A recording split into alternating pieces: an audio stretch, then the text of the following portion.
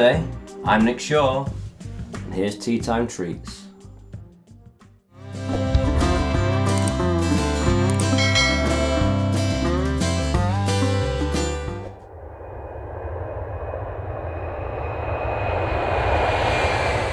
What's up, guys? Welcome to another Tea Time Treats. Had one of those notification reminder things on my Facebook page the other day to say that it's a year ago since I bought my Martin DSS-17. So I thought, do you know what?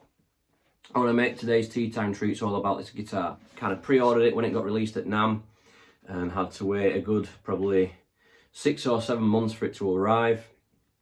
And when it arrived, I went to collect it from our music store, and looking at the Whiskey Sunset colour, it's just absolutely stunning.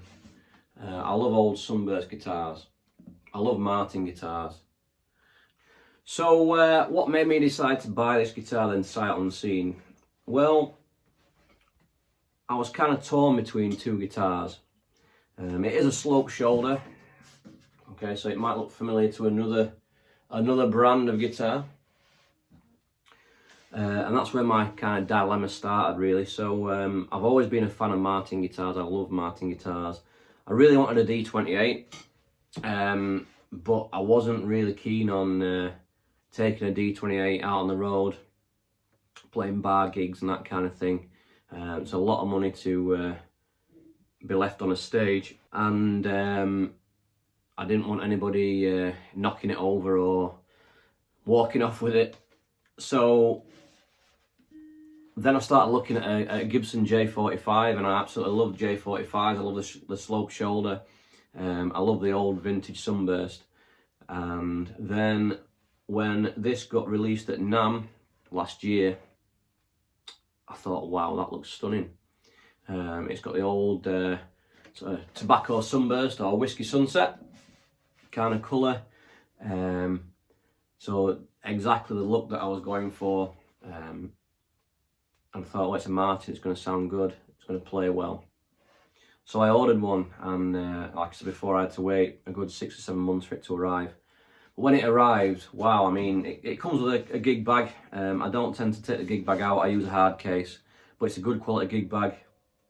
It's got a neck support in there, so if I needed to, I could use it if I wanted to, but I just prefer my guitars in a hard case. It's a mahogany back and sides, and it's a spruce top, mahogany neck, and a rosewood board. The strings that I use are D'Addario 11 to 52 phosphor bronze. It did come with the Martin retro strings, but I like the phosphor bronze. These are a little bit old now, they need changing, but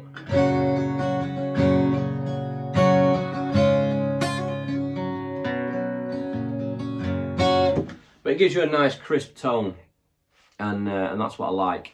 So apart from changing the strings, I also changed the pins, the saddle pins, bridge pins. So I've taken out the black plastic ones that came with it, and I've replaced them with some bone bridge pins to match the bone saddle and the bone nut. I just like the extra kind of zing that the bone bridge pins give it. I know there's a lot of speculation about, does it make a difference, is plastic any different to bone and all this kind of thing, and I like them, so that's what I use. That's it really, personal preference I suppose. I fitted a Fishman Matrix Infinity pickup, so it's got the undersaddle piezo, and it's also got a little condenser mic inside there, so I can blend between the two.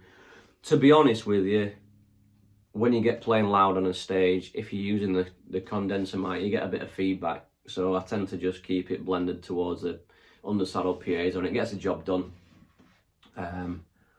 So whatever. For recording, if I come to recording the guitar, then I use a microphone on it anyway. So the mic blend is a little bit redundant, really. It's got a end pin,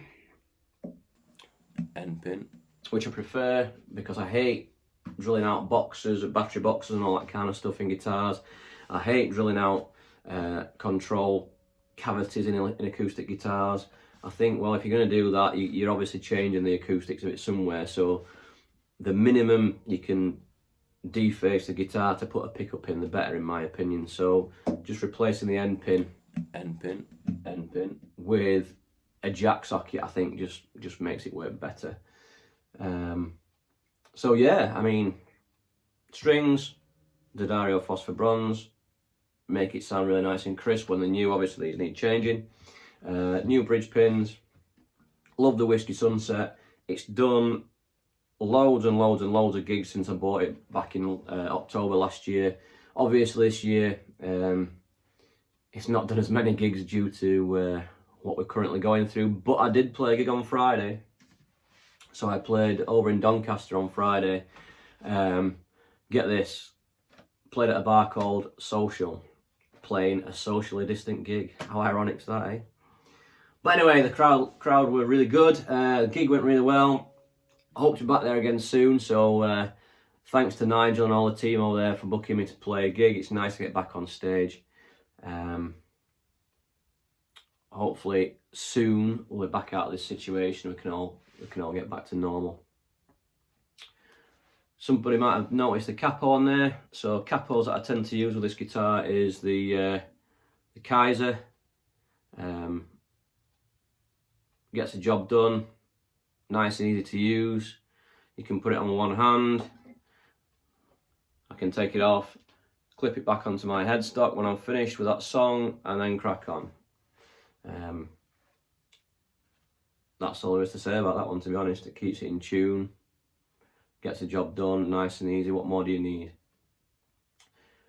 So that's basically it for today.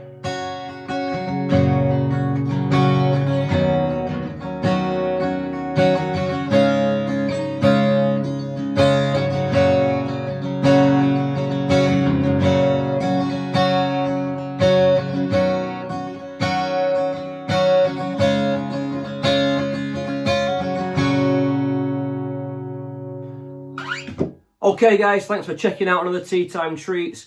I really appreciate you tuning in and checking these videos out. If you've not already, please hit that subscribe button down below. Also, please hit that little bell icon as well so you can get a notification for when I next release a video.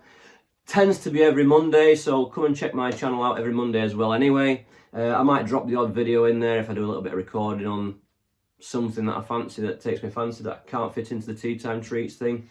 Drop me a comment in the box. I want to know what you think about these videos. Thanks a lot guys, see you later.